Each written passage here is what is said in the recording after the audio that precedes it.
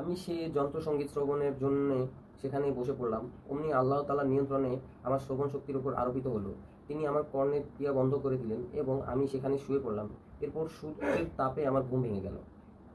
তারপর আমি আমার সে বন্ধুর নিকট চলে গেলাম এবং তার জিজ্ঞাসা জবাবে ঘটনাটি তার নিকট বিস্তারিত বর্ণনা করলাম। এরপর আবার এক রাতে আমার বন্ধুর নিকট বসা ছিলাম এবং মক্কায় পৌঁছে তেমনি ঘটনার সম্মুখীন হলাম। এই দুটি ঘটনা ছাড়া আর কখনো আমি অনুরূপ ভ্রান্ত পথে পা বাড়াইনি। বুখারীতে জবাবে বিন আবদুল্লাহ বর্ণমতে যখন কাবাঘর নির্মাণ কাজ হচ্ছিল তখন রাসূলুল্লাহ সাল্লাল্লাহু আলাইহি সাল্লাম আব্বাস রাদিয়াল্লাহু আনহু এর সাথে পাথর বহন করে আনছিলেন। আব্বাস রাদিয়াল্লাহু আনহু রাসূলুল্লাহ সাল্লাল্লাহু আলাইহি সাল্লামকে বললেন, পরনের কাপড় খুলে কাঁধে দিয়ে তার উপর ইট রেখে বহন করে নিয়ে যাও, তাহলে কাঁধে ব্যথা কম পাবে। রাসূল সাল্লাল্লাহু আলাইহি সাল্লাম তাতে রাজি না হওয়ায় জোর করে তার পরনের কাপড় খুলে নেওয়া হলো। তৎক্ষণাৎ তিনি মাটিতে পড়ে গেলেন। তার দৃষ্টি আকাশের দিকে উঠে গেল এবং তিনি অজ্ঞান হয়ে পড়লেন। জ্ঞান ফিরে পাওয়ার সাথে সাথে তিনি চিৎকার করতে লাগলেন, আমার কাপড়, আমার কাপড়। সাথে সাথে তাকে কাপড় পরিয়ে দেওয়া হলো। অন্য বর্ণনায় জানা যায় যে এই ঘটনার পর তার লজ্জাস্থান আর কোনোদিনই দেখা যায়নি। রাসূল সাল্লাল্লাহু আলাইহি সাল্লামের কাজকর্ম ছিল সবচেয়ে আকর্ষণীয় চরিত্র। তার চরিত্র ছিল সর্বোত্তম এবং মহানুভবতা ছিল সর্বযুগের সর্বকালের জন্য অনুসরণ ও অনুকরণযোগ্য। তিনি ছিলেন সর্বাধিক শিষ্টাচারী, নম্র, ভদ্র, সদালাপী ও সদাচারী। তিনি ছিলেন সবচেয়ে দায়িত্বচিত্ত, দূরদর্শী ও সত্যবাদী। মিথ্যা কখনোই তাকে স্পর্শ করতে পারেনি। তাকে আলামিন বলে সম্বোধন করত। রাসূল সাল্লাল্লাহু আলাইহি সাল্লাম আরবদের মধ্যে সবচেয়ে নির্ভরযোগ্য আমানতদার।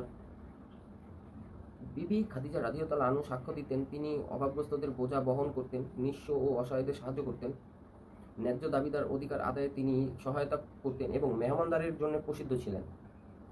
নবুয়তের মহাজীবনকাল। আরবি এর অর্থ, তুমি পাঠ করো তোমার প্রতিপালকের নামে, যিনি সৃষ্টি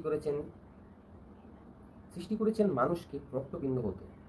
পাঠ করো তোমার প্রতিপালকের মহামানিত, যিনি কলমের সাহায্যে শিক্ষা দিয়েছেন। তিনি শিক্ষা দিয়েছেন মানুষকে যা সে জানত না। রাসূল সাল্লাল্লাহু আলাইহি সাল্লামের নবুয়তি জীবন, মক্কায় অবস্থানকাল এবং দাওয়াতের কার্যকাল ও পর্যায়। পাঠকদের অনুধাবনের সুবিধার্থে রাসূল সাল্লাল্লাহু আলাইহি সাল্লামের নবুয়তি জীবনকালে আমরা দুটি অংশ ভাগ করে নিয়ে আলোচনা করতে পারি। কাজকর্মের প্রক্রিয়া ও সাফল্য ব্যর্থতার প্রেক্ষাপট বিবেচনা করলে দেখা যাবে যে এর এক অংশ অন্য অংশ থেকে ছিল ভিন্নধর্মী এবং ভিন্নতর বৈশিষ্ট্যের। অংশ দুটো হচ্ছে যথাক্রমে মক্কার অবস্থানকালে প্রায় 13 বছর, মদিনার অবস্থানকাল প্রায় 10 বছর। এরপর মক্কি ও মাদানী উভয় জীবনকাল বৈশিষ্ট্য ও কর্মপ্রক্রিয়া ব্যাপারে ছিল স্থলক্রমিক ও ভিন্নধর্মী।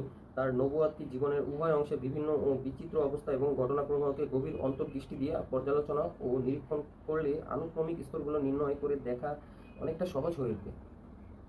রাসূল সাল্লাল্লাহু আলাইহি সাল্লামের মক্কায় অবস্থানকাল এবং কর্মপ্রক্রিয়াকে 3টি স্তরে বিভক্ত করে আলোচনা করা যেতে পারে। সেগুলো হচ্ছে